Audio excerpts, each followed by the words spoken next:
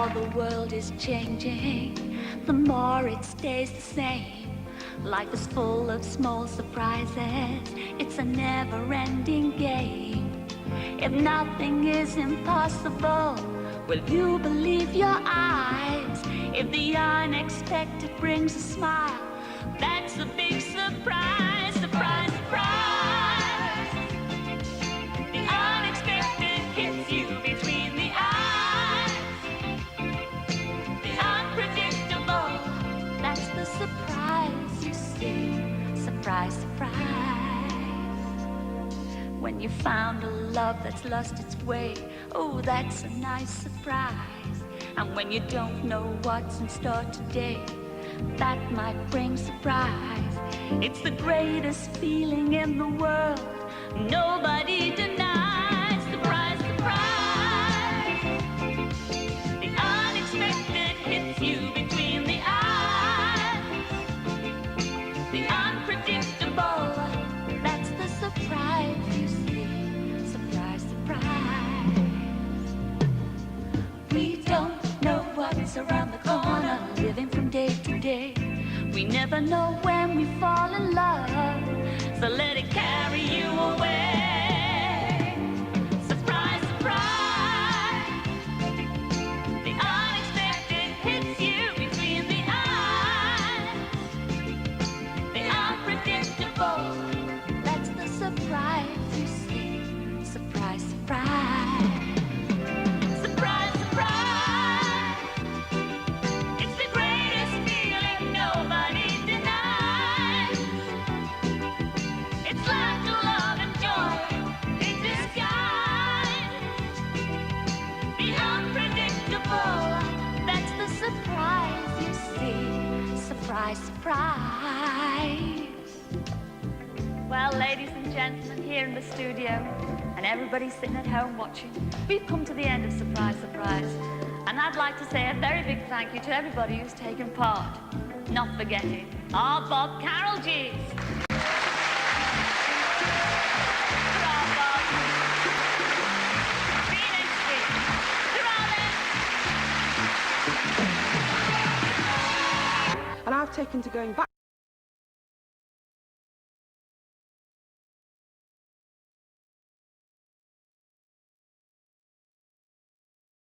Welcome everybody to another edition of Hot Program and Surprise, look who it is. It's your host with the most, all the way from the East Coast. And as always, folks, I am in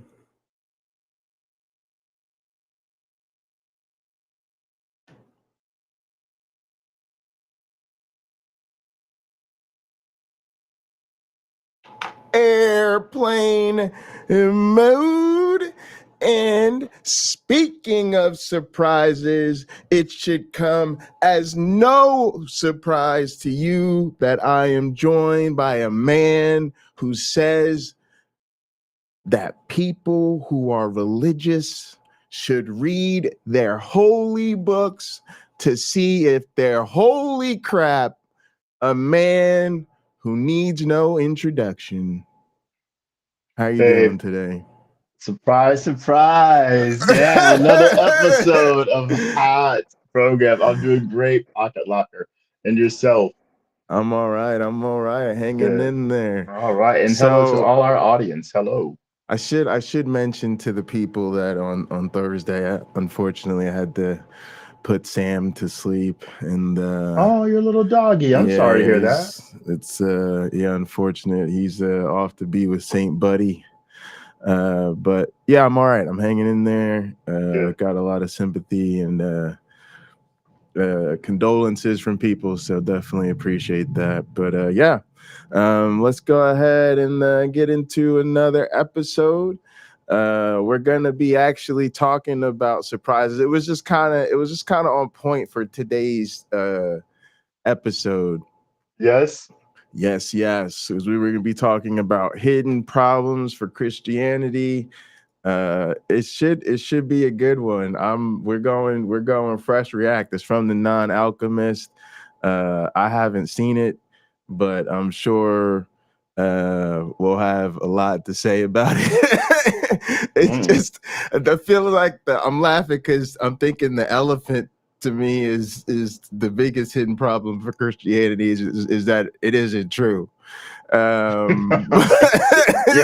get through that one first, and then you'll deal with the others. So yeah, yeah, it's kind of yeah, but I'm sure we're gonna be sort of setting that particular issue aside and maybe talking about some other stuff. So or maybe not, who knows.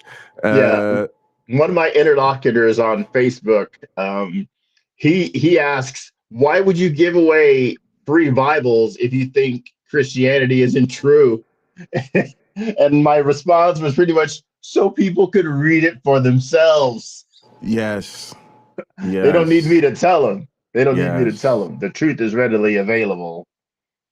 It's All the proof you need to know that this isn't completely historical is right here. Yeah, I'm really actually wondering what biblical content has been absorbed by most Christians. It's actually kind of a subject I don't really see addressed much. Like we kind of have the sort of, I think, image in our head where because of the numbers and the polls you see or whatever, that it's like they don't read their scripture a lot. No.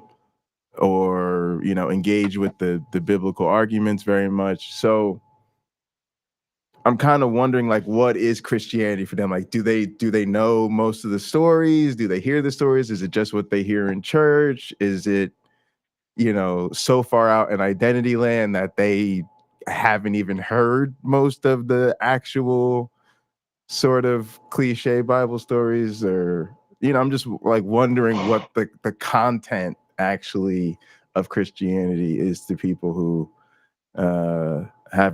don't engage with the book. Lauren Boebert put forth the idea that there should be some sort of Christian literacy test. I think the context was in order for you to be able to be a citizen or something like that, or vote or something. I don't know, some sort of Christian literacy test. And like, let me make the test. Let me write the test. Let's see how well you do. Let's see how well you do, because I don't think she could even pass it.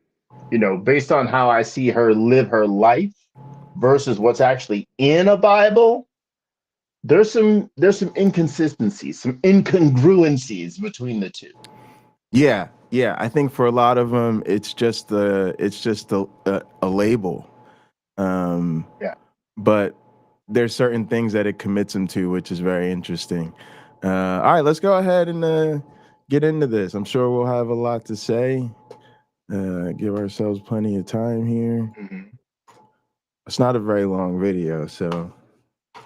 1 Peter 3:15 reads, "In your hearts, honor Christ the Lord as holy, always being prepared to make a defense to anyone who asks you for a reason for the hope that is in you." This verse is often used to spur Christians on to the task of apologetics, because all too often, many Christians don't have an answer and would buckle immediately under the weight of any informed scrutiny. Hell, I love it. Yeah, I was just gonna say Trump I love didn't. it.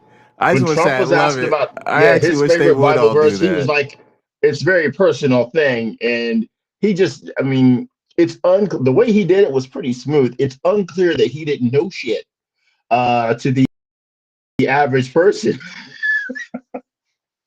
Yeah. But yeah, he's pretty smooth about it.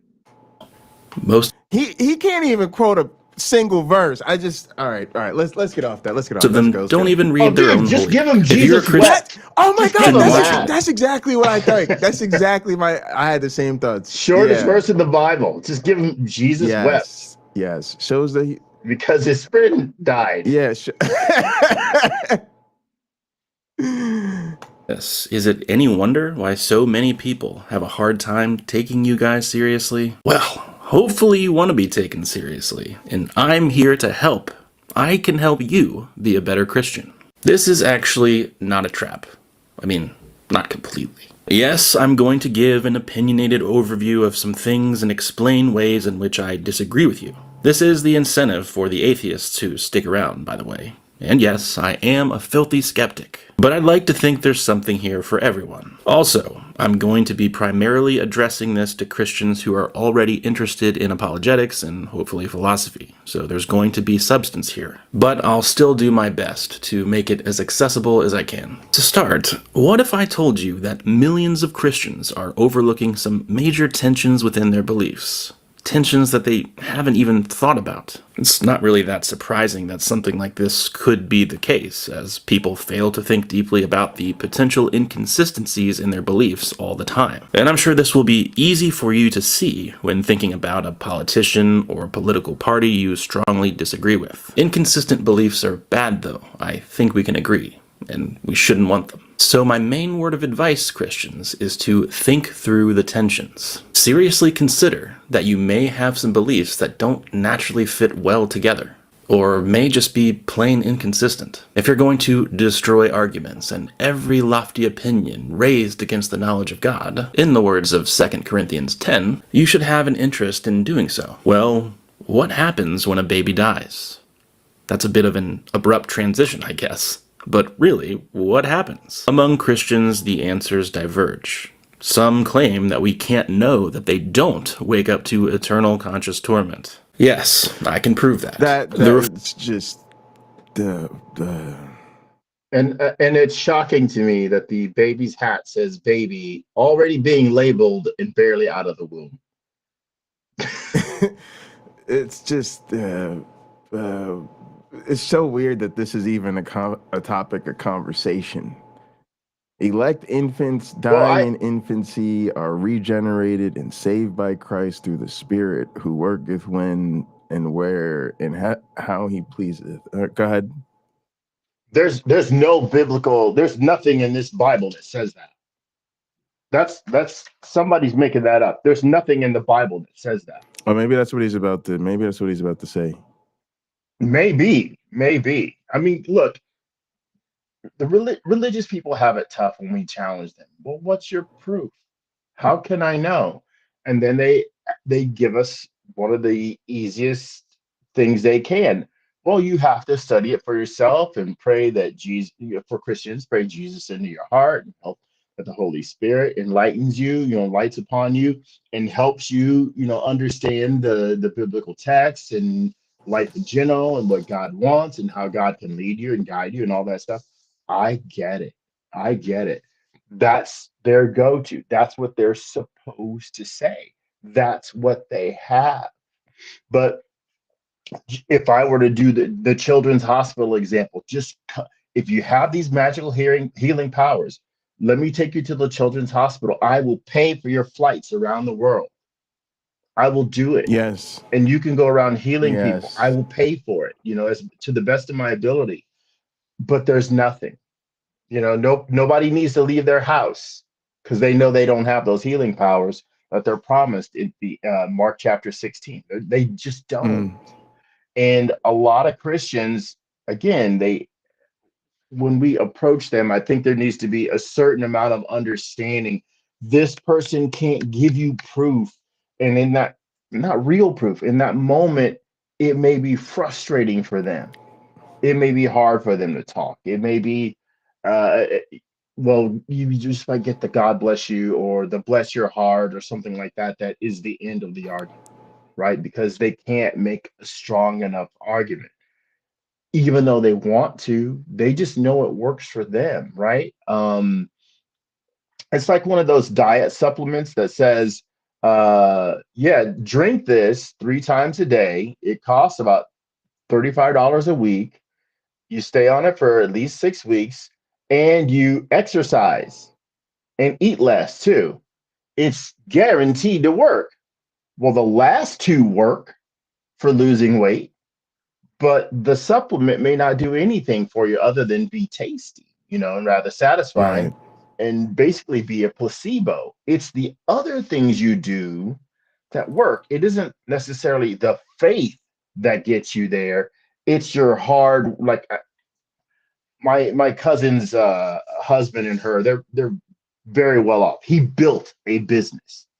And he came from, I mean, if I'm not going to tell you his whole story, but super humble, living in his car as a high school student kind of stuff. And he's built a multi-million-dollar business. And I asked him, what's the key to your success?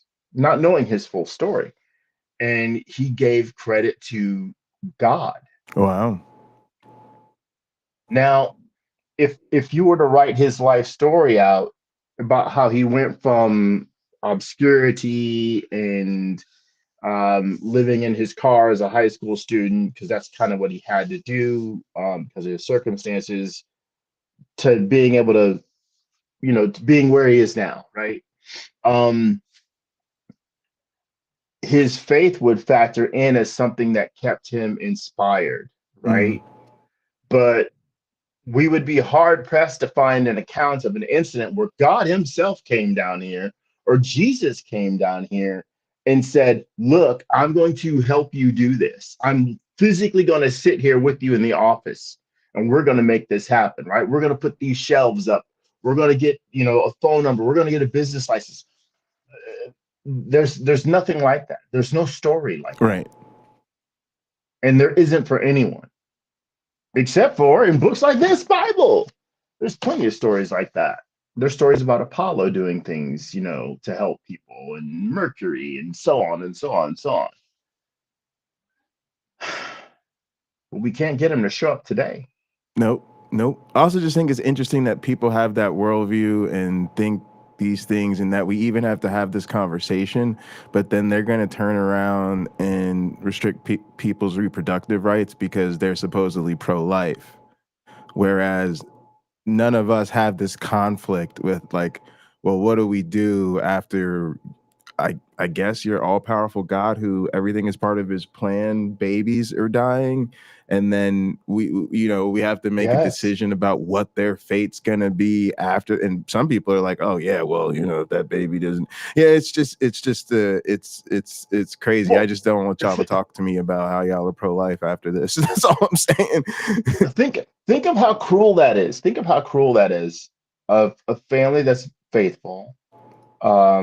They get lucky enough to have a child, and then as an infant, that child dies. Its only sin might have been what? Wanting a little more of, hugs and kisses from the people that surround it.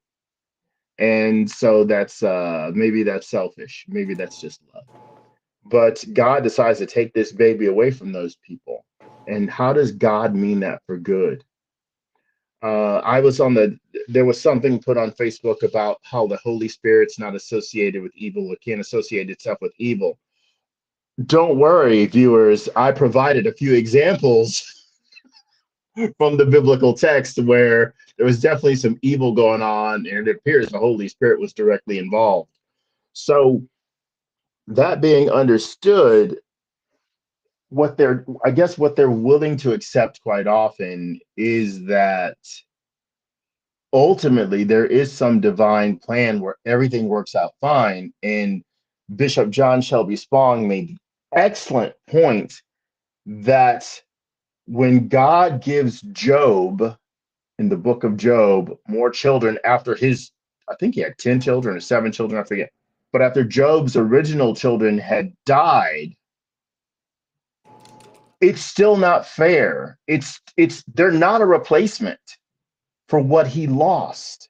Nothing replaces what he lost when he lost his children. Sure, he got his money back and all that stuff. That's fine. But the people, you can't replace those. They're just gone. His original children, they're just gone. And I think a lot of Christians really wrestle with trying to create acceptance in their mind, where if it is God's will that their baby's gone, that's cruel. Or born sick, right? Like a kid born with its heart on the outside, or some serious lung issue where they're just not going to make it very long. Or mothers that give birth to a stillborn child. There's all these things. And what kind of God do you have if that is its will? What kind of monster does that? Yeah. It's interesting. It's like it makes no sense to me to you can't tell me that that's a moral being, that's part It's of its plan. There's no no way. way. There's no Look, way. killing the. He's upset with Pharaoh because Pharaoh won't let the Hebrews leave Egypt. So he kills the firstborn of Egypt. So he's pissed off at one guy. So he kills hundreds of thousands of people potentially. He's upset that David numbered Israel. So he kills like 70,000 people. He's upset that David had an affair. So his baby dies. Really? This If is what I'm that's saying. if that's how that God manages his anger, that's pretty sad. Someone said to me on Facebook, if I deny a perfect love, then I deserve to suffer for eternity. And I responded, would you say that to your children or your spouse? It's kind of interesting If because they denied that yeah, person's love, would you immediately just put a hit out on them, right? yeah, yeah. Because to me, like it's so interesting because like Uncle Bobby always says there's no moral way to spin the concept of hell. And to me, that's an I'll interesting agree. way you just put it, because that's a thought crime, right? Like just not rejecting the love of a being you've never actually encountered in the real world or whatever. Like that's not a thing. Mm-hmm. But even the most horrible of actual offenses, or a life filled with the most horrible offenses, doesn't merit someone being worthy of eternal torture. But fundamental to Christianity is literally this idea that, well, I would say that you can actually merit this eternal torture, but it's actually like you're born on the fast track to this eternal torment, You and pretty much are on the chopping you block. have to take corrective action immediately. Yeah. Well, Christopher Hitchin probably wasn't the first to say it. You're born sick and commanded to be well. Right. You know, Yeah. I'm Yeah. sure that argument is as old as the New Testament. So yeah, You know, older. the whole concept of hell is it's another thing that should be like a single issue deal breaker for your average Christian, because literally, like, that's the tension they're all trying to play with, right? They're trying to play with, I'm the person in the room who thinks, even if it's because my God says so, that some of y'all are gonna end up on the eternal torment train, and I'm Mhm. okay with that. But at the same time, I need y'all to treat me like I'm the most loving, compassionate, human-centric person in the room. And um, oh, It this may is be a why demanding role play. it may be why society isn't better. Excuse me, because Well, I'm yeah, being serious. Like your point's a great point where you say it should be a single issue item that troubles people, right? Why doesn't this alone trouble you? right, That's yeah, that God's justice forever. You're supposed to suffer forever. yeah, If people are told, I've wanted to be standing in front of Frank Turek or his equivalent when they say, well, if you're teaching people that they came from apes or that they are apes, no wonder you see society the way it is. I would love to be standing there and go, most people in America claim to be Christian. So the reason society is the way it is might be because you tell them no matter what you do, God will forgive you as long as you ask for forgiveness and accept Jesus as your personal Lord and Savior. That is a license to do ill nonstop. Basically, I'll just keep repenting. The Bible, shall we go on sinning? There's scriptures for all of that. And yet people absolutely do go on sinning.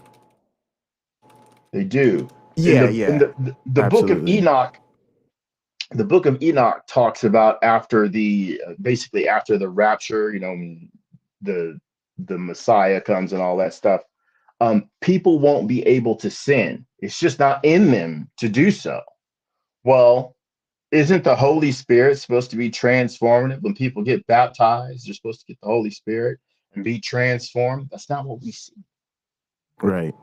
What it really is supposed to be like, we dunked you in the water in front of all these people. Now you better keep up, right? It's like, it's more Right. encouragement to keep up the The act. the community is going to hold you to account. And not only that, I'll say it because it's community. The community is going to assist you in maintaining that level of uprightness. So Yeah. you're not on your own here. We'll all help you and we'll all hold you accountable. So don't masturbate. Don't stare at that woman's backside. Don't ogle at that guy over there. Don't covet your neighbor's property. In fact, give all your property up and I'll have everybody else in the community do the same. So if you need something, it's like the library. You just go get it. If you need a sewing needle, you just go get it.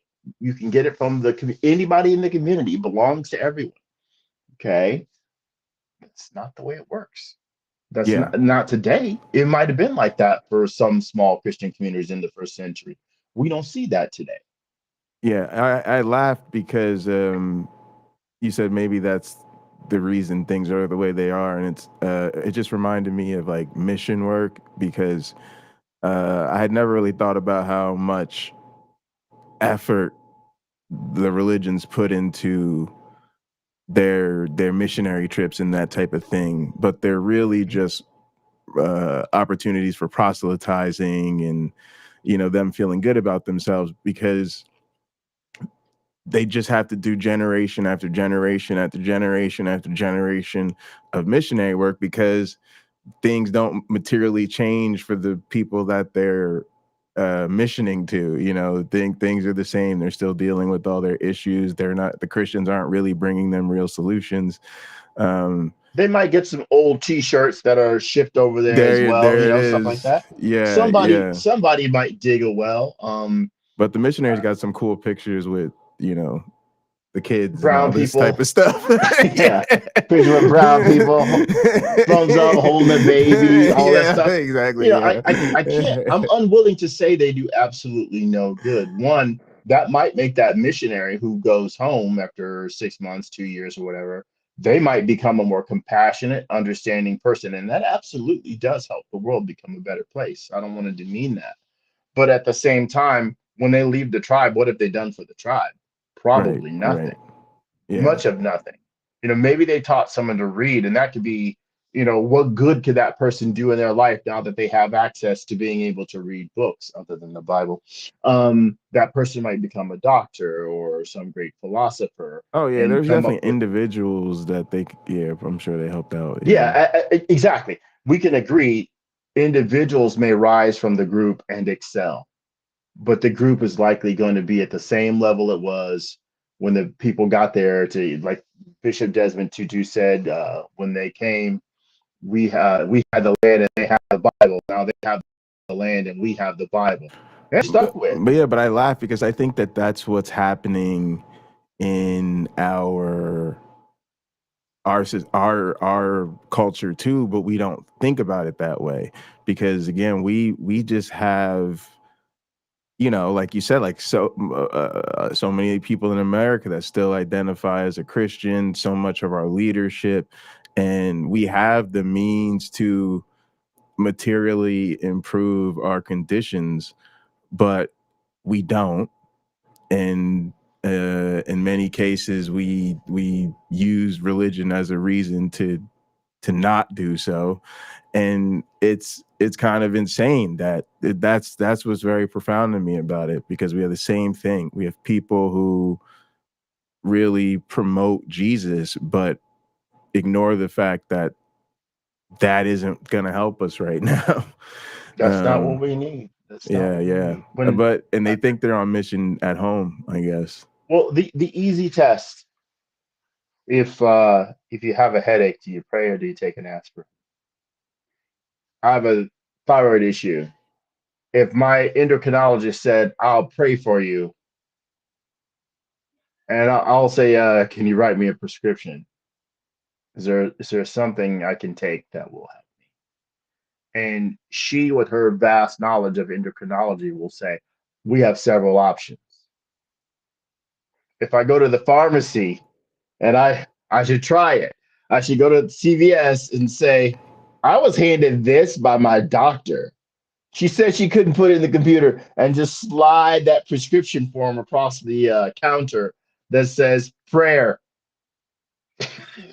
Dear God, and such, with a prayer on there. Is that going to be effective? No. Last year, when I almost died, August 6th, I was in one of those triage centers in the emergency room. The person next to me, they didn't have operating theater available. They had to go into this person's brain. I could hear the curtain was drawn. They had to go into his brain to alleviate some pressure, or there was like a blood vessel or something like that. Let's compare. Thank you, my love. Let's compare that, how effective that was. Huh? I have water. Thank you. Would most people want that, or would they want prayer?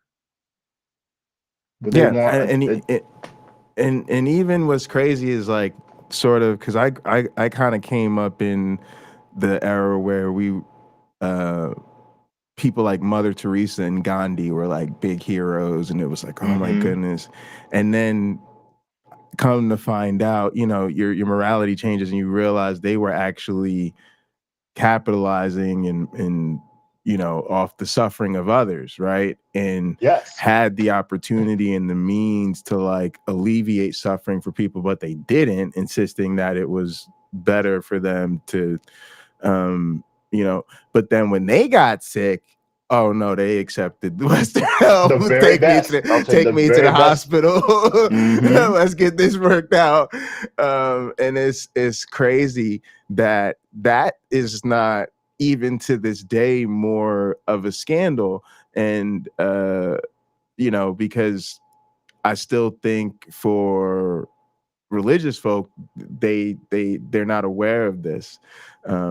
Because it would be frowned upon, just like, say, I think it's certainly probably even worse maybe than the prosperity gospel preachers, right, who were flying around in jets. We talked plenty about that. Yes. Yeah, we should be talking about this type of stuff. All right, let's roll a few more minutes, where we get to. Reformed tradition holds that, quote, elect infants dying in infancy are regenerated and saved by Christ through the Spirit, who worketh when and where and how he pleaseth, unquote. This clearly means what it appears to mean. As Chad Van Dixhorn, an expert on the minutes of the Westminster Assembly, writes, quote, often there is a tendency to drop the qualifying word elect from the word infants, with the suggestion that all babies go to heaven. The scriptures do not allow us to draw this conclusion. Apparent innocence does not rise to the height of an eternal entitlement. Second, the confession is not saying that infants and the mentally handicapped are saved or elected because they are infants or because they are handicapped, unquote. It follows that, quote, if one were to be elect on the basis of foreseen faith or obedience, what parents could have hope for their dying baby or for their aging but mentally inhibited child, unquote. Don't miss what he is saying here. The reason that election is good news for many Christians is because without it, it is right for children dying in infancy to wake up for the first time to eternal conscious torment. To wake up to millions and millions of unending ages of the omnipotent floodgates of the fierce wrath of God that is vastly disproportionate to an individual's strength to bear. After all, the only precedent in the Reformed tradition is to offer hope to Christian parents that their children dying in infancy are part of the elect group of infants. See the Canons of Dort, the first main point of doctrine, Article 17. Even if you don't think God actually does that, if your system entails that it would be fair if he did, your ideas are bad, and you should feel bad. But if you don't have unhinged... Got him! I'm with that. That it's like, hey, your ideas are bad. You should feel bad because that's something you could change. You could change. Yes. I know that hits him kind of hard, but it's things you got to do. I got look. Christians is not playing the game fairly, and I look at it as like trying to cheat the system, kind of.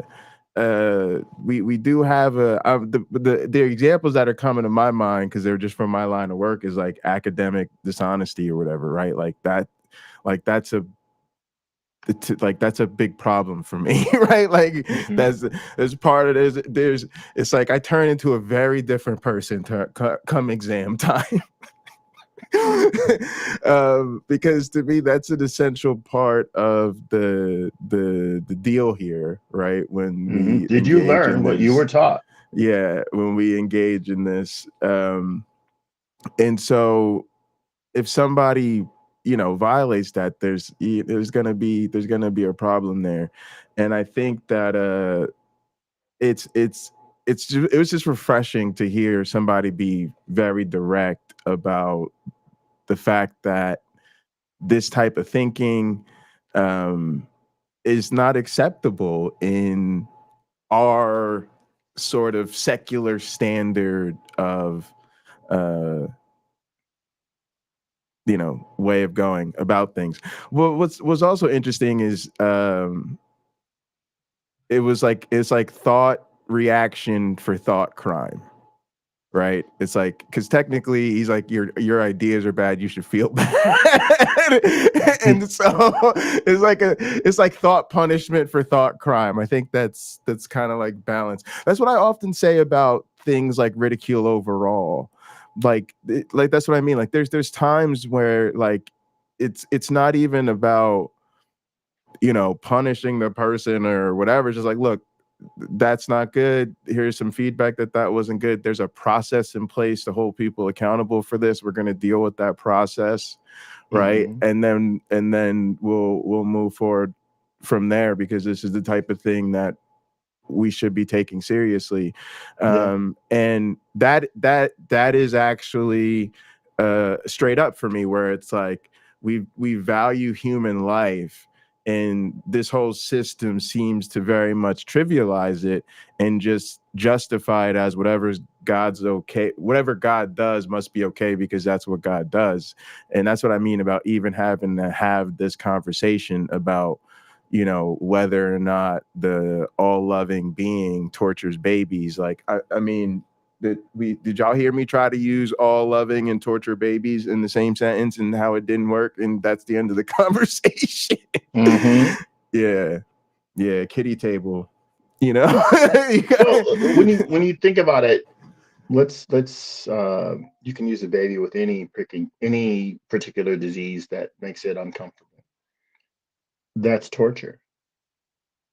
Yeah, for that child to know that your God has the power to make that child well.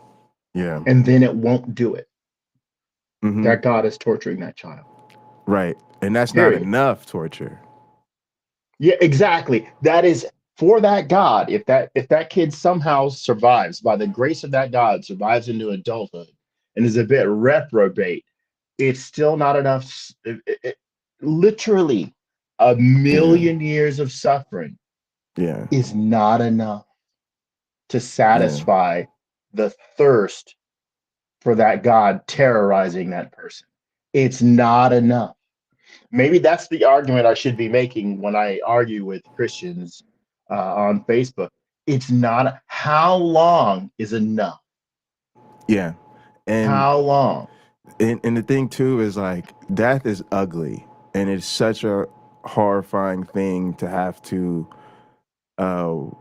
watch creep up on something. Like my grandparents are getting up there and they're declining health, and the things that I hear are going on with them, and the things that the people that love them have to experience to support them and care for them during this time. It's horrible. And then I'm literally sitting there thinking like, you know, I have no illusions that I deserve any kind of special treatment, and my body reminds me with minor betrayals every day that ultimately the big betrayals are Yet getting to come. closer and closer every day. Well, But you know, well, it has me going just quickly. Just that is this how your God treats the people that dedicate their lives to Him? You know, the yes. people that literally, you know, they're dedicated to their ministry and have been, you know, for a lifetime plus. And it's just you just go, wow, you know, it's literally like somewhere in the back of my head, I almost like wish there was a God to bless them for all they've sacrificed for them, and you know, it help ease it's like damn. My dad used to say, if your grandparents aren't gonna go to heaven, there's no hope for the rest of us. Yeah. But when I see I've what heard people they're say things like that. yeah, Well, yeah. Go ahead.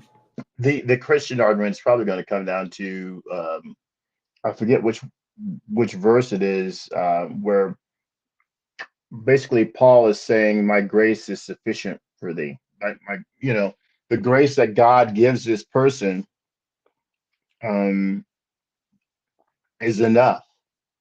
Yes, you have the good and the bad.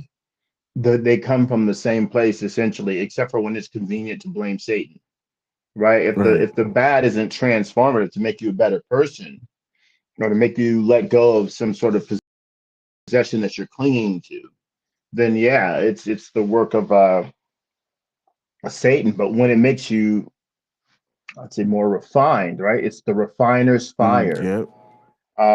Then it's clearly God at work, and hold on to your faith and stand fast. You will be delivered.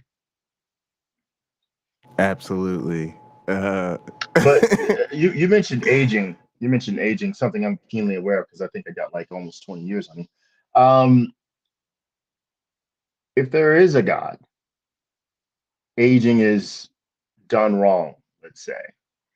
Um, People, their mind gets a little slower, their bodies get weaker, things start to break. Now we live at a time where they can give you a new hip, a new shoulder, things like that. They can rebuild you to some degree. For me, I got a computer living inside of me or going and working inside of me or whatever, to keep me going. Uh, why? Why not just have those things continue until it's your time to go? Everything works great until it's your time not to be here.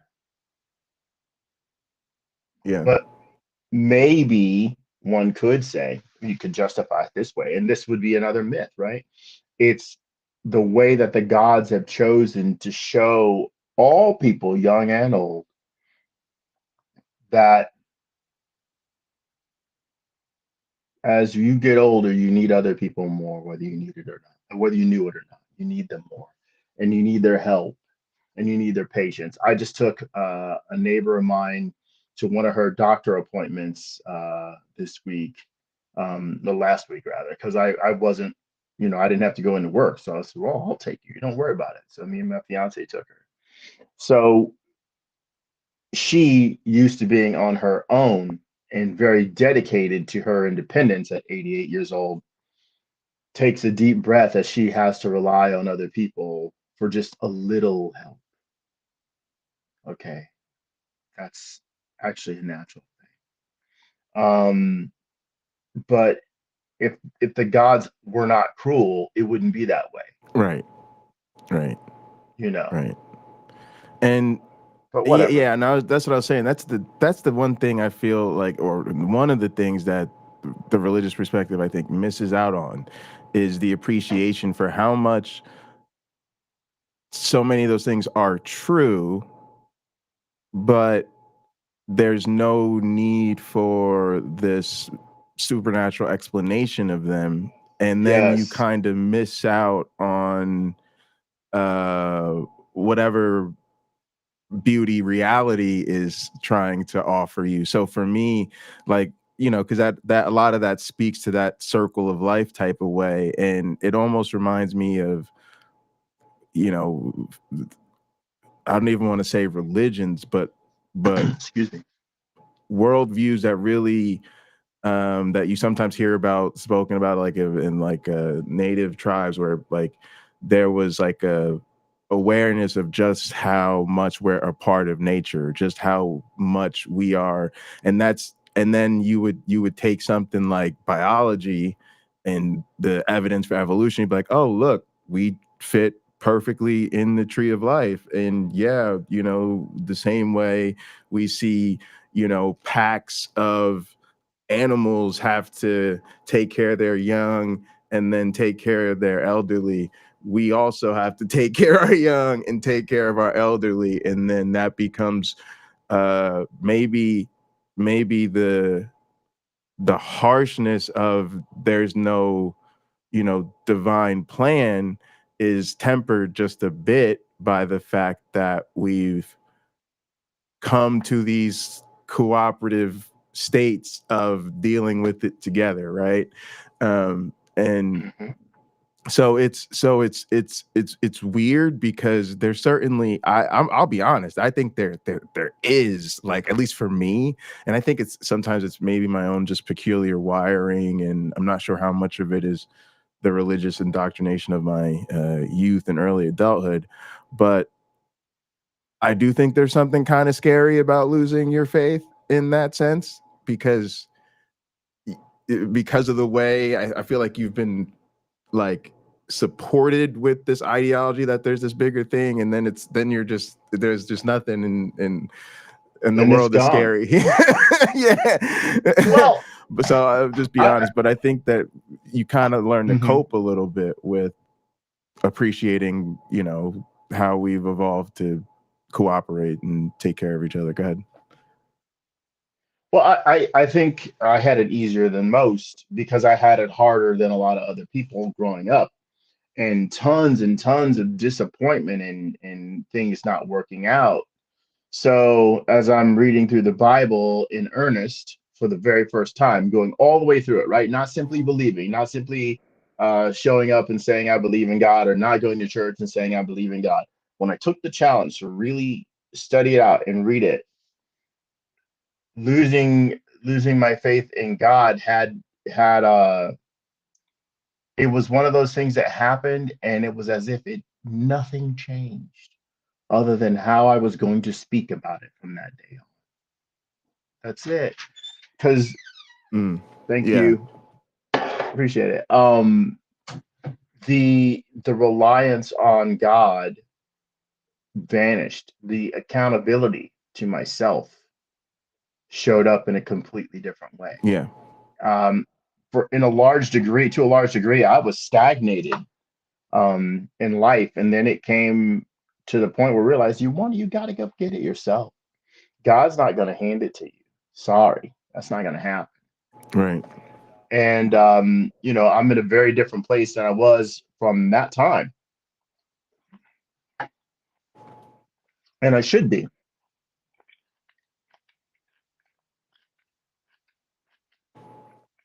All right, let me I'm gonna roll a little Terry tape. Ann Chrysler says God doesn't stop deaths from happening. Death is real. God is not, and you dishonor your loved ones who died by loving what isn't real to make it okay to remember,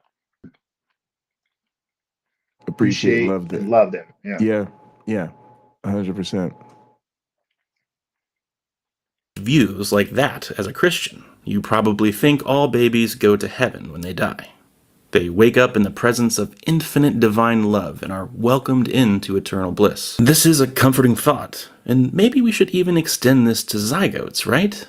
An uncountable number of you extend personhood to zygotes for no good reason, so why not? Yikes. Anyway, if you do, have you not seen how this creates a lot of trouble for your views? Think about how many pregnancies don't go to term for one reason or another. The numbers are actually staggering. Somewhere around half of fertilized eggs don't go to term. Add to that the massive number of young children who have died throughout evolutionary history, and heaven is going to be populated mostly by people, quote, who never develop personalities. Yeah, all right, cool. I just wanted to pause this real quick and They say can be televangelists. here's an interesting way to one indicator of privilege, or at least sort of the level of privilege in the culture you live in or whatever. Think about when you name babies, because he talks about how many babies don't go to term.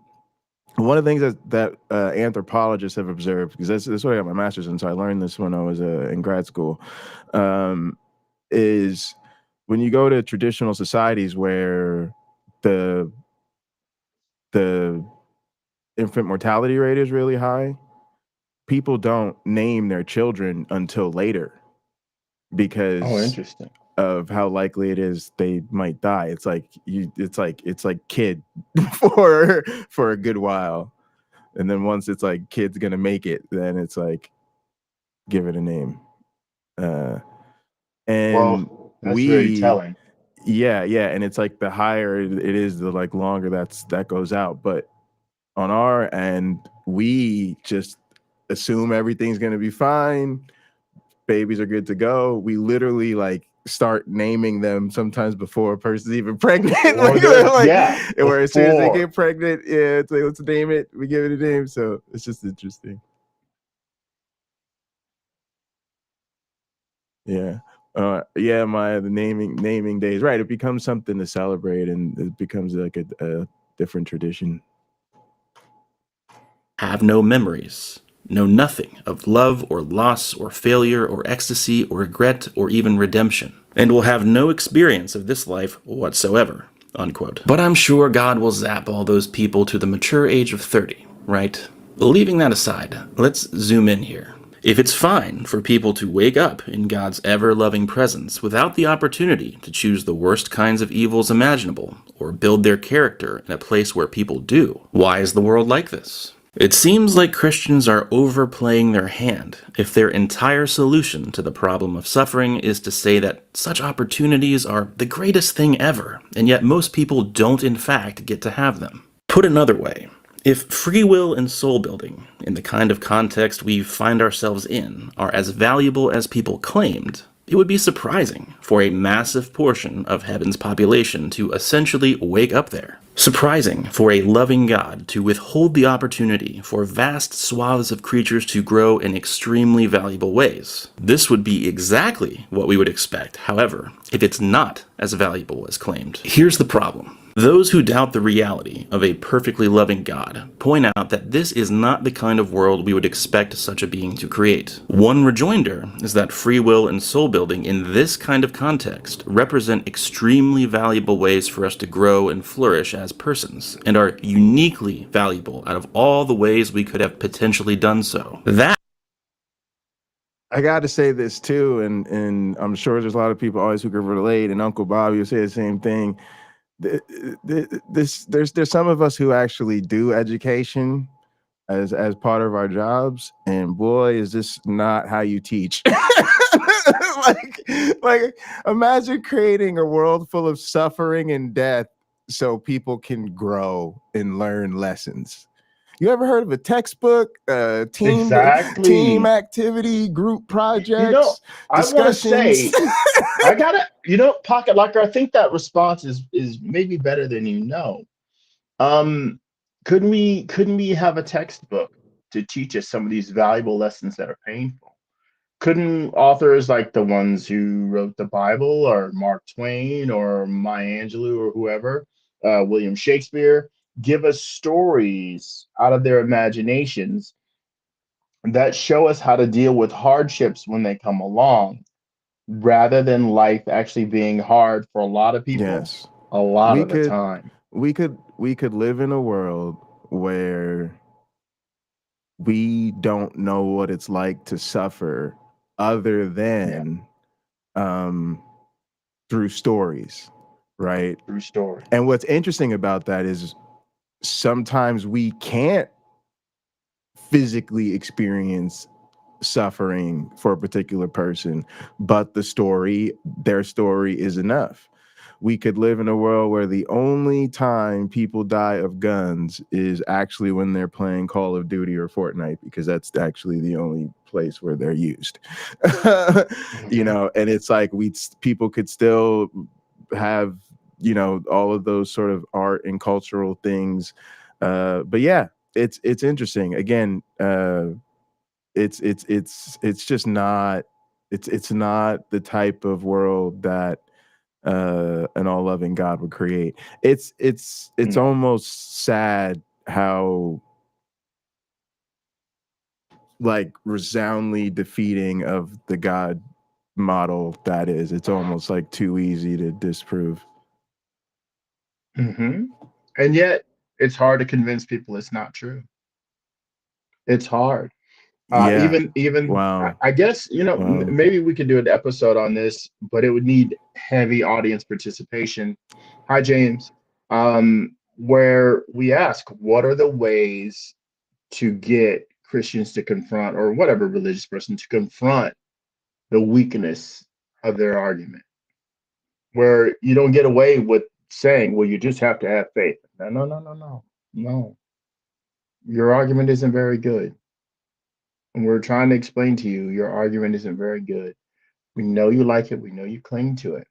But where is its strength? Where is its, not strength, the validity? Why is it valid? Why are you correct when you tell me that there was this guy named Jesus 2,000 years ago, and he was the literal son of the literal God of the universe that created the literal universe in just 6 days? Well, excuse me, just one day, and took, you know, several days to create the earth. What is the proof outside of the story? Yeah. Show it to me. Yeah. That's back to the first thing he said, which is that really the book says they should be able to do that. They should be able to. Well, it's faith, though. It's faith. They need a reason for their hope, right? The reason for their hope in God. That's it. Yeah. Just the reason. So the reason may be, look, I don't want to go to hell, and I believe Jesus came down here and gave me, died on the cross for my sins, and really everybody's sins, for like 3 whole days, dude, and it was all good after 3 days. Yeah, I was just thinking about that. I think that's why that passage is so inadequate for those that would like it to mean, you know, you have to give me some sort of sound argument versus or evidence versus you know, inner testimony of the Holy Spirit. But to them, oh, this is just a passage that says I gotta be ready to give my testimony when called to do so. That is why God puts up with the worst kinds of evils imaginable. But if your own commitments entail, or at least strongly suggest, that free will and soul building aren't as valuable to God as you are claiming, then you've got a problem, because you're cutting off the branch you're sitting on when it comes to responding to the problem of evil. But we're not done, as there's tensions galore in how Christians respond to suffering. According to Christian scholar Peter van Inwagen, Jews, Christians, and Muslims insist that whether God creates a world, that is, whether he creates anything, is a matter of his free choice. Nothing in his nature compels him to create. He is not, for example, compelled to create by his moral perfection, for it is not better that there should be created things than that there should be no created things. It could not be better, for all goods are already contained, full and perfect and complete, in God. As I've said elsewhere, what this means is that, for the theist then, the greatest goods must be contained in and modeled by God. And this is so, all without the presence or possibility of evil. Another way to say this is that the greatest goods just are pure goods. Goods that exist without the presence or possibility of being corrupted by evil. Schellenberg explains, every worldly good that permits or requires evil is greatly exceeded by a pure good of the same type existing in God prior to creation. This is interesting. What it forces us to notice and take seriously is that since, say, instances of courage and compassion presuppose evil or its permission, these goods cannot exist in God prior to creation, and yet God is then unsurpassably great. Let me put this slightly differently. According to traditional theism, God embodies the greatest goods there are prior to creation without evil. This entails, or at least strongly suggests, that any world modeling those goods, whether it be only God or some variation of God and creatures with no evil, would be at least as good, if not better, than any world with evil. Given this fact, and given the fact that God is supposed to be a perfectly loving being, it shouldn't be that hard to rule out the possibility that such a being would actualize a world with Auschwitz. And before anyone objects that this would obliterate free will or love or something, no, it wouldn't. I covered that in a video that I'll link in the description. All right. But suppose... All right, that's interesting. And yeah, you know, I actually think that God is I you know, I don't, I'm kind of joking, but I say that God is the objective standard of morality. He's just the floor, not the ceiling. Because I honestly think that if we read the Bible for just sort of a plain reading of the text, it'd be pretty hard to imagine a worse character. I'm not saying none's ever been written about, but if we sort of do the interaction, the mathematical interaction of like the horribleness of the character times that character's influence on the world, Yeah. Yahweh to me wins far and away. And it's one of those things where can I pause you right there? Yeah. If you need to continue, please do. But I want No, go ahead. Okay. So let's deal with what you just said.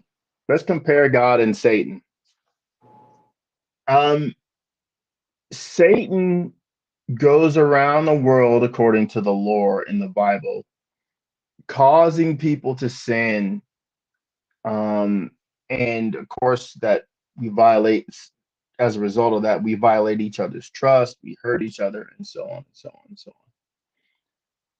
Well, God, if and this could cause us to go to hell, right? If we don't repent, change our ways, and be baptized and so on, and it could cause us to go to hell. So which is worse? The guy that created hell for angels to suffer in, and then just decided one day, you know what, I'm going to open it up for people too. People I don't like, or people that don't like me, I'll open it up for them. Or the one walking around trying to trick people into going. Which one is worse? Yeah, definitely. It's definitely the creator. To me, like Satan's not even in that conversation because God's responsible for Satan. God's responsible for all Satan's evil and plus God evil, and it's just again, it's just like too much because everything's part of his plan. So yeah, Satan. I don't even and it's funny too because I don't know. To me, that's always been a glaring weakness in the Christian worldview that I didn't really get as a believer, but it was kind of staring you right in the face that, you know, God sort of, this was part of his plan and he could have just, you know, not, as they say, you want to not. Well, I think the point that many have made, and including is made in that video there, God clearly had the choice not to create anything. Right. And we can see, look, if it causes any suffering, then don't do it. Don't do it. I'm talking to my fiance about how to drive a car and things like that. And one of the things I mentioned, she doesn't know. She doesn't know. She's never owned she's owned a car, but her family used it. So I'm trying to talk about things like courtesy. And if you see someone in their vehicle do something that's dangerous, the best place for that person to be is in front of you and not behind you, because you can't tell what they're going to do. They could ram into the back of your car while you're driving. But if they're in front of you, you can keep giving them space until they get far enough away from you that their actions don't affect what you are doing, right? As I say to her, you're not going to meet by accident. So if God understands this, hey, people are going to be reckless no matter how much guidance I give them. I will need to make sure that this is minimalized. So how can I do that? Not create people. And then the butt hurtness to make them want to suffer eternally. That's not fixing the problem. That's exacerbating the problem. Now, God is also worse than anybody he could create. Yeah. He's Well, worse than anybody he could create. So, as you say, he kind of is the best example of the worst possible God. yeah, I mean, Maybe you can give him no good at all, right? He doesn't even let food grow, so everybody who's born starves. You know, so he could be a bit worse, but he's already pretty darn bad. You know, already he's pretty worse darn than bad. Thanos. He's already worse than Thanos. Yeah. And it's crazy the amount of uh violence and stuff that people still do in the name of the supposedly all-loving creature. Like, people still think right now in 2023 that, you know, killing other people to settle territory Ancient disputes territorial scores. is still the thing to be doing. It's unbelievable.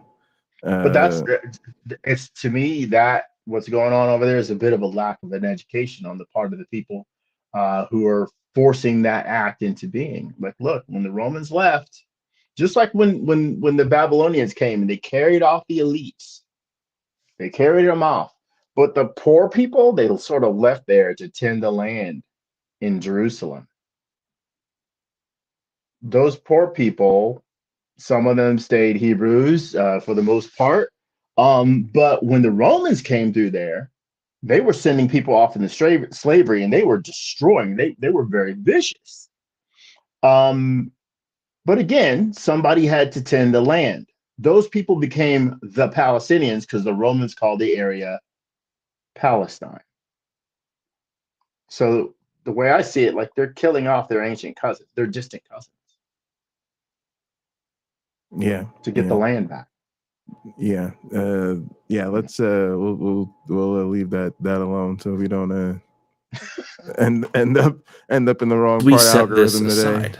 Suppose you're a theist that thinks the greatest goods there are not contained in God, and they can't be realized without a world like ours. Fair enough. If you're willing to commit yourself to a position that flies in the face of traditional theism, plausibly necessitates a creation, and implies a troubling incompleteness in God, you're free to do so. But even if you do this, it's not clear how much it helps. Let's say courage and compassion in the face of horrific evil and suffering are amazing goods. Even if so, it doesn't follow that any situation whatever that creates an opportunity for their actualization is worthwhile or even permissible.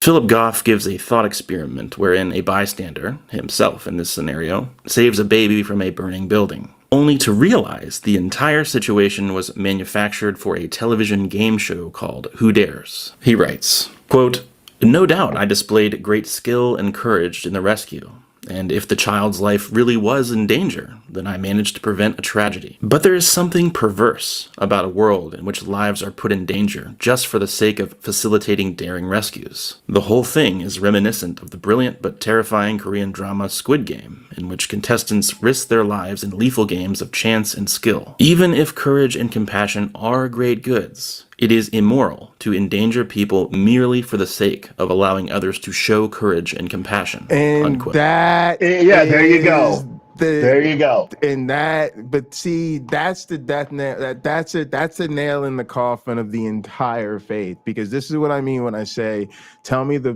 moral of the story. You're always getting that there's a bigger picture, the message, and the blah, blah, blah, blah, blah. No, this is the foundation of the entire gospel narrative. Is somebody showed somebody who was perfect showed the willingness and the courage to be sacrificed for the sins of other people who were also exposed to the threat of eternal suffering for no goddamn reason. And so it's crazy. Yeah. So Go ahead. It's sort of like listening to a child make excuses of why they didn't do something. And that's what we get. Well, I'm going to fix it. How are you going to fix it? And then their idea of fixing it is worse than the original problem. And that's what we keep getting. But yes, this is beautifully put. Even if courage and compassion are great goods, it is immoral to endanger people merely for the sake of allowing others to show courage and compassion. Just a fact. Just a fact. So people tend to show those things anyway. Right. That's how we are. I talked about a guy that lived in my neighborhood when I was growing up. He was a murderer. He ended up murdering people. But if you saw how he treated me, you wouldn't know that was in him.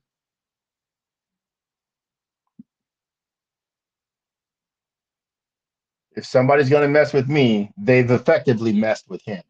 Right. Not the kind of guy you want to mess with. But I didn't know he had it in his mind. He could take it to that level of ending someone's life. He could. He didn't seem to have a problem with it. So, the God of the Bible is the same.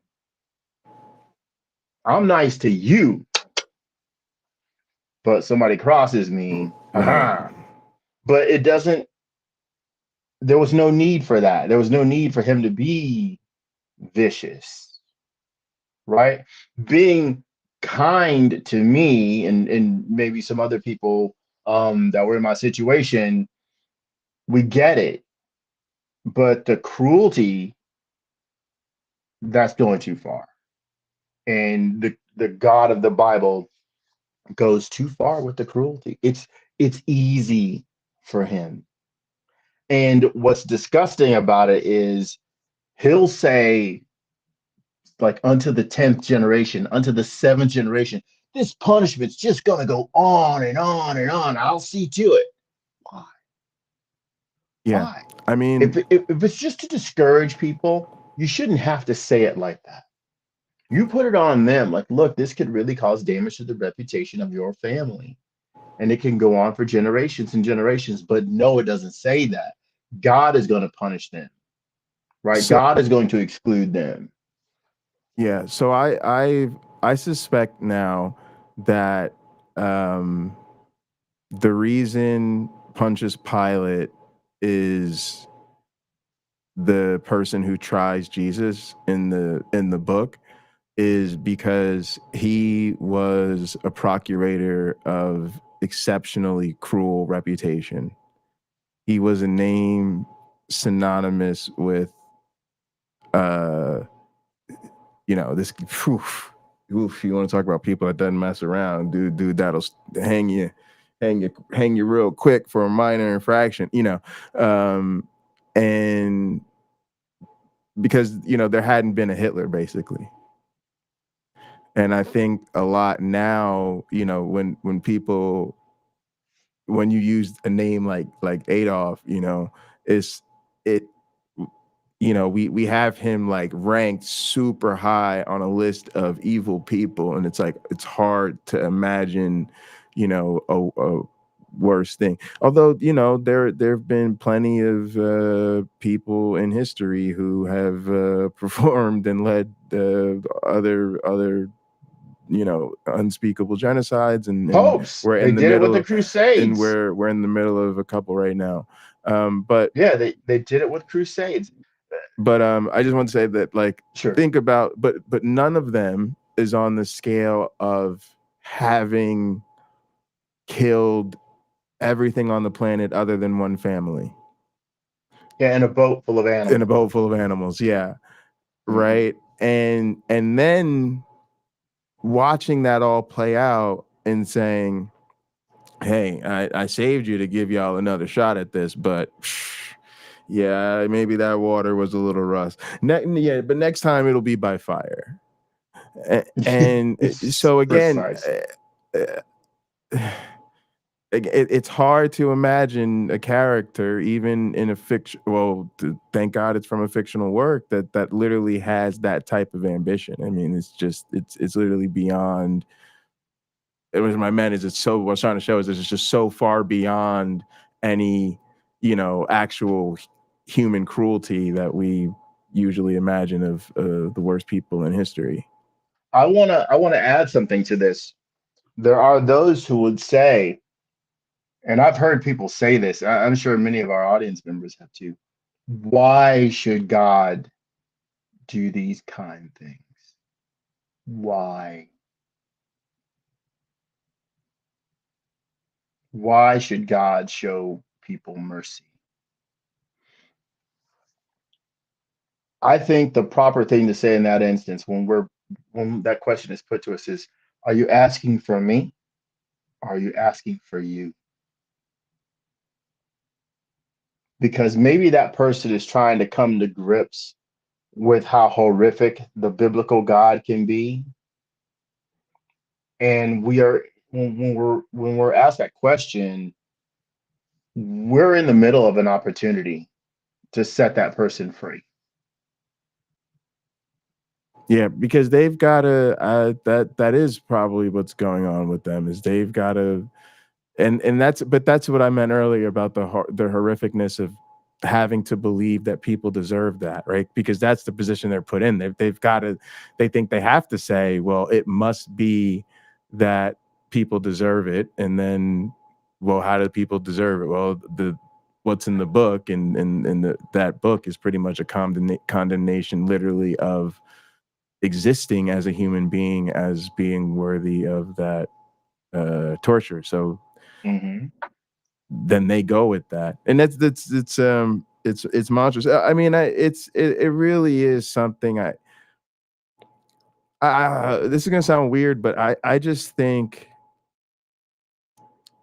these cults are so detrimental to the human condition that it should be more publicly acceptable to openly oppose their influence on people. I don't think humanity should just be okay with the burden that religion brings on us. It's just it's really hard to. For me, it's hard to live through the wasted opportunity. I mean, this comes down to some simple stuff. I mean, most of us probably, hopefully, if you've like, gone through a college, like a freshman economics course or something like that, you understand the concept of opportunity cost. I spent $50 over here. I can't spend it over here. And that to me is like what a lot of us, to me, it feels like a lot of us are constantly living through. We're constantly living through a period of time, because I believe there were periods in history where people lacked the means to materially improve their condition. That's kind of why I think if you transplanted most people from history to now, they'd actually be far more reasonable than people now are, because we've almost gotten to a place, especially in the West, where a lot of people live lives that are so comfortable. We literally play political games with each other that like affect our material conditions, because the baseline is so high that some people are willing to be like that. Because to me, otherwise, certain things would be non-negotiables. Like the conversation of whether or not you were liberal or conservative wouldn't include stuff like, do you think we should have free socialized medicine, or that everyone should have access to free college. Like there'd be so many things that are just like, well, obviously, because anybody can be born anywhere, and like we need to make sure everybody's okay, because I would hate to be born in a situation where I'm not good to go. And then we'd have the policy conversations from there.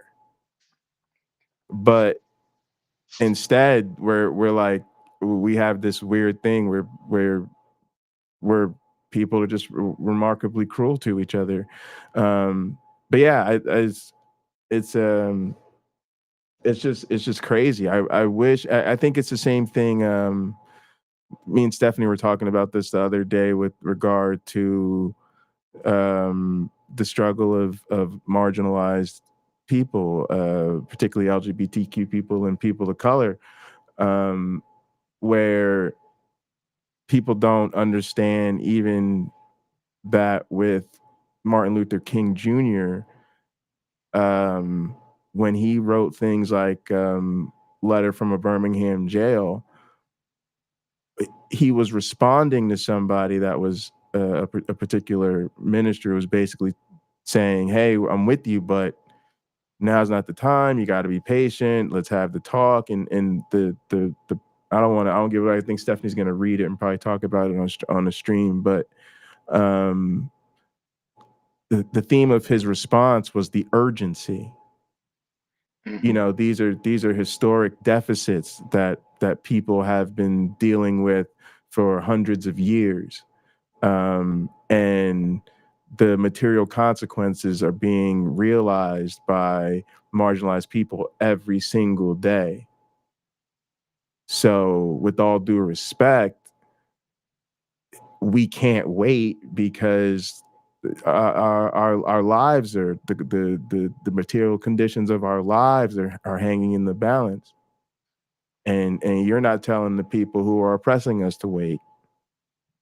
And that's a strong point. Yeah, and that's where I'm at with even most religious people in my life. Like, even when I look back at some of the conflict I've had with my own family members and stuff like that, I've come to a certain peace with it, because at least I feel like I gave them the opportunity to think about these things, even if I, maybe didn't know the best way to do it. I tried to give them the opportunity that I didn't have, or the opportunity I wish I had sooner. So yeah. Yeah, all right, let's I guess there's just about a minute or so left of this. We can go ahead and play it and then wrap up. There's more that could be said about this, of course, but it's not at all clear that theodicies that sacrifice us like pawns in a cosmic chess game for the sake of actualizing abstract ontological goods really have anything going for them. To summarize, Christians in the apologetic sphere need to do better if they want informed skeptics to take them seriously. To be fair, some of you have thought about these things, but many haven't, and wield a tangled web of beliefs that don't fit well together. So either get rid of the beliefs or get back to the drawing board. That may be hard to do in a theistic framework if you're still a Christian, though. So tap this video next to me to see why Christianity almost certainly is not true.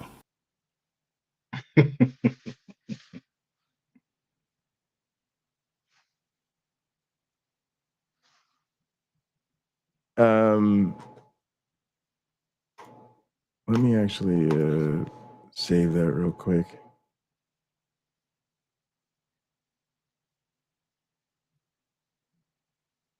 So one of the things that I was thinking about this, and it's gonna sound so basic, but in a real way, I think all of these philosophical and theological conversations we have themselves argue against the existence of God. Because the fact that we have to have conversations about theodicies, they all end up being conversations about justifying why God isn't evident in our day-to-day lives. And if God was evident in our day-to-day lives, we'd never have conversations about theodicies in this regard. I mean, maybe we'd have the why questions or whatever, right? But we wouldn't have this. It's almost like the entire field of apologetics is one big um, response to the argument of divine hiddenness, right? It's just it's just there are all different flavors of arguments about I think to divine some degree it hiddenness. is. I think to some degree it is, because if I use my example, which is the best example, like, look, here's how God can prove himself to me. And it's the children's hospital example. Let's just work with the kids first. Just show me the kids. You don't have to do the adults first or at all. Take the kids that are in these children's hospitals around the world and heal them all. 9 a.m. California time tomorrow morning, have every single one of them healed. Because does it say more that your God won't do it? Or does it simply say, well, God can't do it? Because we could fill those hospitals with new patients, right, that aren't children. So if they're a business, they're going to stay in business. Yeah. But what about those kids? Yeah. The God's not going to do anything. Their situation is going to be the same. You might have a few where their procedures worked and now they can leave tomorrow around 10 a.m. But what about the rest of them? It's not going to make the news that it didn't work. But it would if it did. Yeah. And what I was thinking is interesting is so many universities now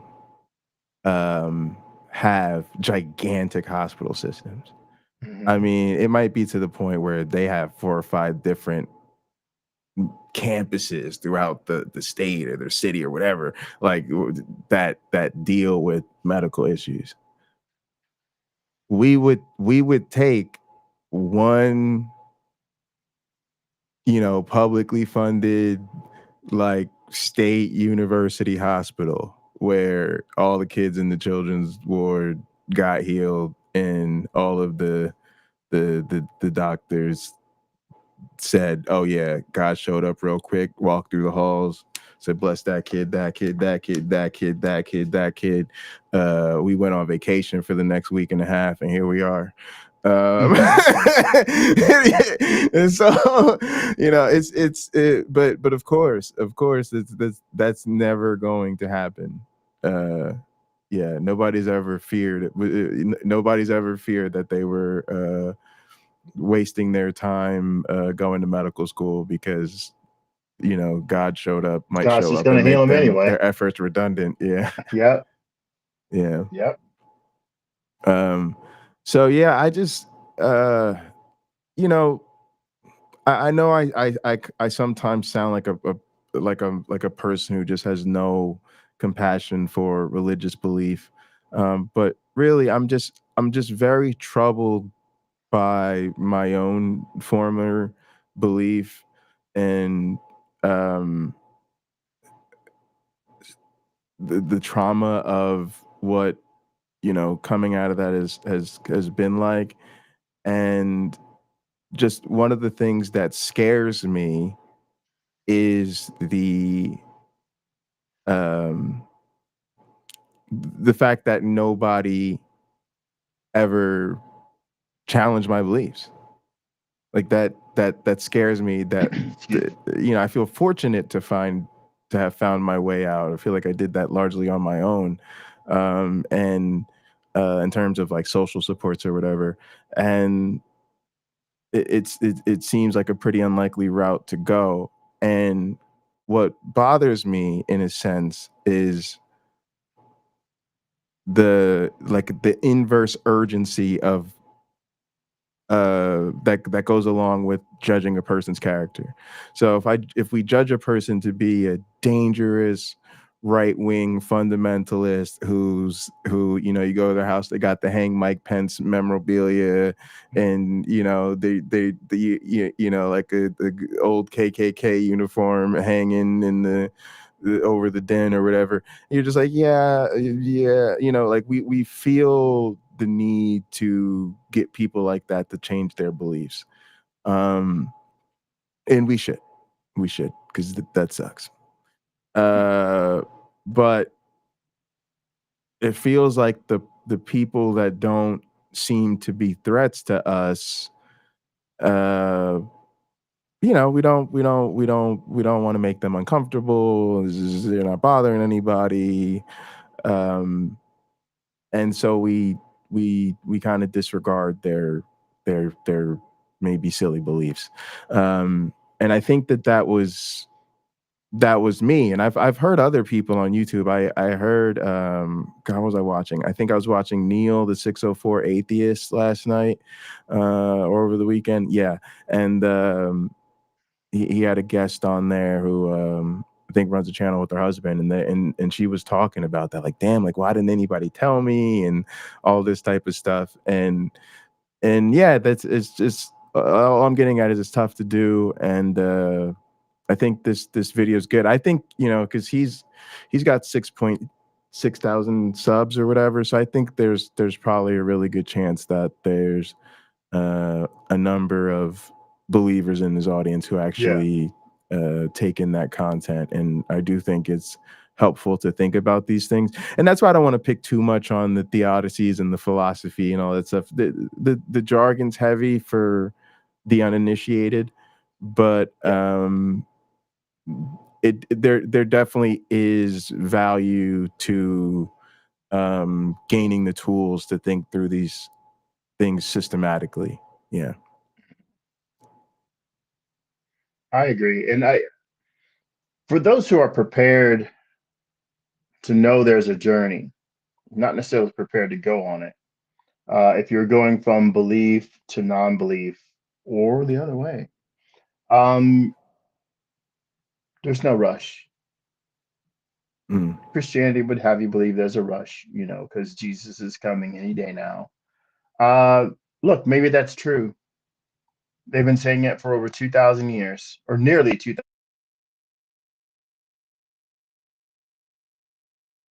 Did he just? Yeah, he just went out. He can't hear you.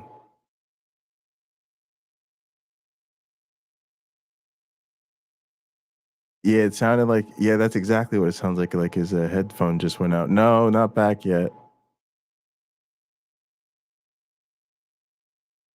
No, I don't know what's going on with it. All right, you can come back.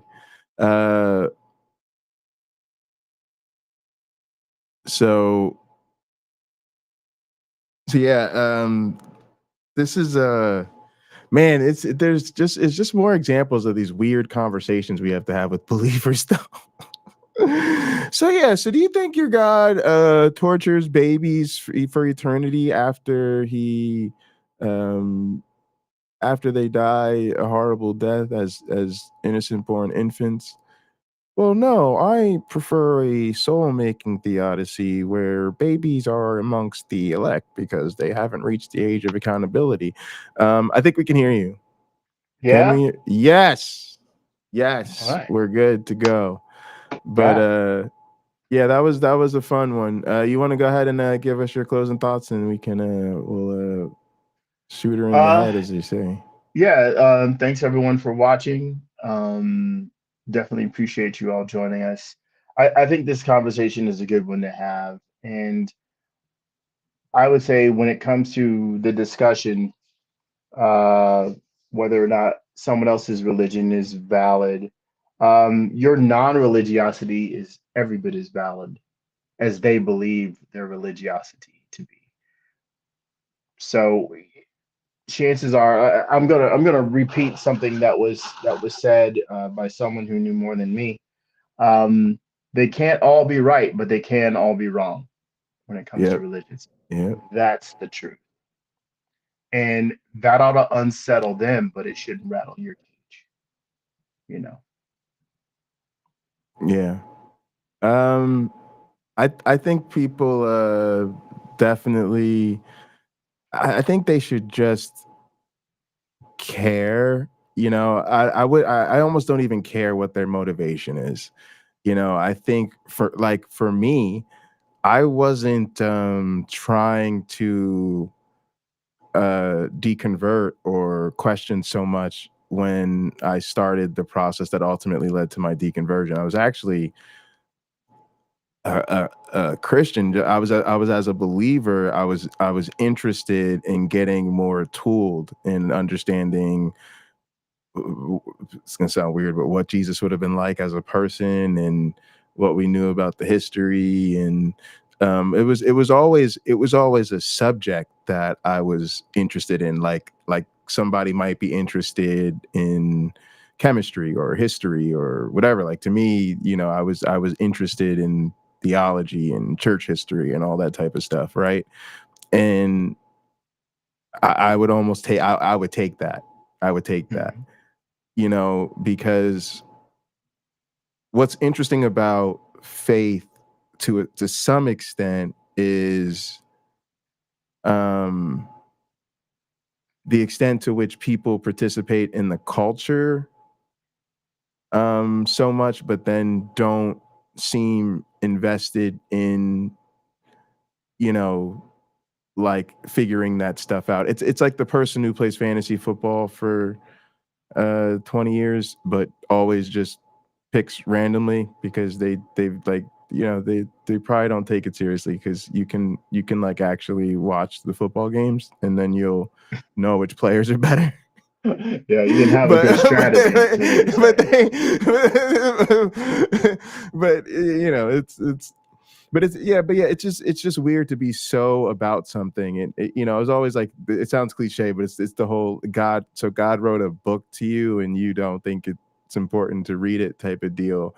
But Yeah. it's like I wouldn't even start with deconversion as the motivation. I would just start with like, you know be better at the thing you're supposed to be obsessed with, right? Like, oh great, you're Well obsessed with said. being a Christian, like cool, like do more Bible study, get in the word of God, understand what's going on in your church, you know that Mhm.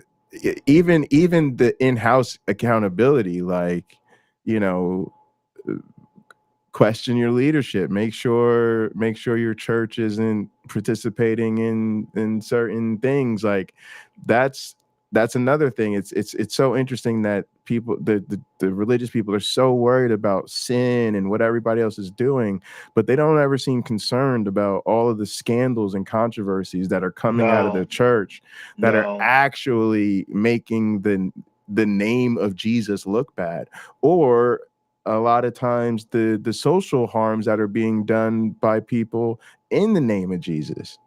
Like, Yeah. start there before you are, going to brag as the Speaker of the House about having a porn accountability app partnership with your son or whatever.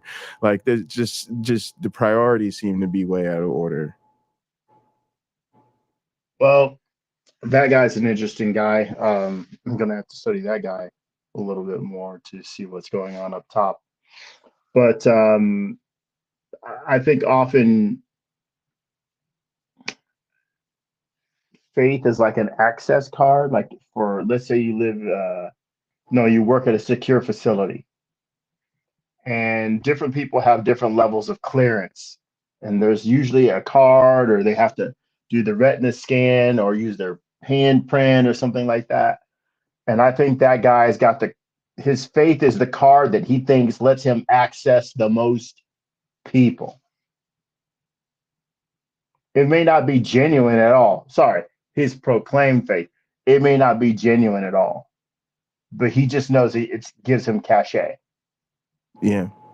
Yeah. So, So I guess I want to close with something I've been thinking about, which is the idea that a lot of us have become God-fearing atheists, um, and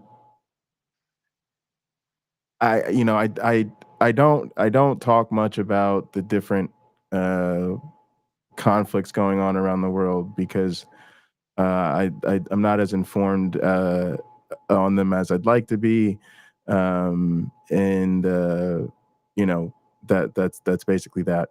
Uh, but one thing I am aware of is the way in which a particular response in the United States, which is the country I am familiar with, and more of its politics, the way a lot of our response is motivated by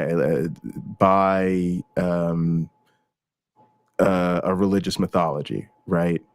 And and our response, therefore, at the highest levels of power are informed by that as our role in international conflict plays out on the world stage. And what where I really what I'm really getting at with that is it's an example where even if we are not of a particular religious belief ourselves, or think it, or buy into that type of faith, we still live in a world where we have to accept the consequences of living with people who do. Um, and I put it right in line with sort of some of the great issues of my time, which is like the LGBTQ, the genocide. I think it's become the COVID-19 response, and so many other things, where I ask myself as a non-believer, what's going to be the red line for us, where we really say, I've just seen enough of this, and I've seen enough to do something different, and I've seen enough to change the way I interact with these faiths, with the people in my, because I think that's the trouble for the people in our lives. I don't actually think that the average Christian is a terrible person, but I think that that person sees themselves in a way that is inconsistent with a lot of times the actual effect of their beliefs. And so it's like they'd be more consistent with their own values if they were, not incidentally supporting these ideologies, right? And so it just sometimes, it's just a question I've been thinking, because if there is no red line for us, if there's no actual thing, right? Because I think these are some of the craziest things to live through, right? Wars, pandemics, cultural and social upheaval, right? These are all things where we're talking about history shifting, people's lives on the line, the material conditions of a person's existence being questioned. I mean, this is not a drill, right? Um, and if there's no red line, then again, in a sense, we've become God-fearing as well, where even as non-believers, we have to give so much of a wide berth to people with religious ideologies that, again, we're just stuck dealing with the mess. It's like I heard somebody say about, like, sort of the history of racism. They spilt the milk, but we still have to clean it up. Yeah, that's just what I've been thinking about, the idea of, what it means to potentially be God-fearing, even as a non-believer. Well, I think, I don't know. I'm always pushing tolerance. We have to live together. Um, Other people will cause problems. Other people will solve problems. It's not always going to be us that's doing it, but we are a part of the whole. And you cannot fully separate yourself from the rest of the whole. Yeah, yeah, for sure. Definitely. So I think we have to have active minds, and maybe be looking for solutions, or sometimes just being the ear that listens to reasons rather than the voice of reason itself. Mm. And just know like that might our roles will change, right? Depending Yeah, on whatever yeah, yeah, situation we're in. yeah, And just know absolutely. one day we might be in the perfect situation that we have been waiting for, because now we have the answer. Whereas maybe last week we didn't, but maybe Right. next year we do. Yeah, yeah. All right, folks. Yeah. Yeah, Lena, that's kind of the thing, right? At the same time, tolerance of child abuse is child abuse. Yeah. Crazy, crazy. Listen, love you guys so much. It's been another great episode. I want to thank everybody in the chat for being here.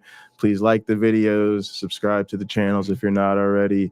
Leave us a comment if you're watching later, and please, please, please do share with anybody that you think might Yes. enjoy the content. Love you guys so much. We'll be hanging out and gather. Also, like I said, we'll be figuring out something to do a remembrance thing for Sam and Buddy. Uncle Bobby wasn't feeling well today, but we will be in gather, and also we'll be in gather for Thanksgiving. So we'll see what the content this week holds for us. I think I'm going to be on Oz's channel tomorrow night talking about mental health stuff. But definitely hit us up and gather, and you can hit us up every day, but definitely come hang out with us on Thanksgiving if you're home or have some time.